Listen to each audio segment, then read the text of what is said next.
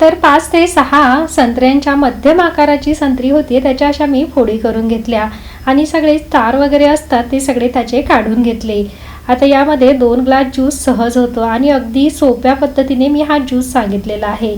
तर बघा, आता एक मिक्सरचं भांडं घेऊया आणि त्यामध्ये ह्या सगळ्या फोडी टाकून घ्यायच्या. आता यामध्ये 5 ते 6 चमचे साखर टाकून घेतलेली आहे. तुम्ही आवडीनुसार कमी जास्त सुद्धा करू शकतात. त्यानंतर अगदी चिमूटभर मीठ टाकून घेतलेलं आहे. आता मिक्सरला अगदी चालू बंद करून आपल्याला 30 सेकंदासाठी हे वाटून घ्यायचं.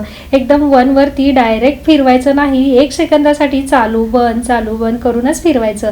जर हे जास्त बारीक झालं आणि बिया यामध्ये बारीक झाल्या तर हा ज्यूस कळवट लागतो. म्हणून लक्षात ठेवा, फक्त चालू बंद मोडवरतीच, त्याला स्पर्श मोडवरती म्हणतात, तसं करून घ्यायचं. तर बघा, यामध्ये बिया तुम्हाला दिसत असतील, जशाच्या तशा आहे, फक्त ज्यूस आपलं तयार झालेलं आहे. आता ज्युसरच्या चाळणीमधून हा ज्यूस मस्त काढून घेऊया. तर बघा, चमच्याच्या साहाय्याने मी असा याला छान दाबून घेतला, जेणेकरून सगळा ज्यूस आपला भांड्यामध्ये पडेल. तर असं दाबून घ्यायचं आणि तुम्ही इथं बघू शकाल की बिया सगळ्या आपल्याला वरती दिसतात, म्हणजे बारीक झालेल्या नाही. तर ही प्रोसेस नेहमी लक्षात ठेवा की एकदम बारीक आपल्याला एकदम 1 वरती सुद्धा मिक्सर बारीक करायचं नाही, फक्त चालू बंद करायचं आहे. तर असा आपला हा झटपट ज्यूस तयार झालेला आहे. तर असा आपला हा झटपट आणि एकदम हायजेनिक असा ज्यूस तयार झालेला आहे.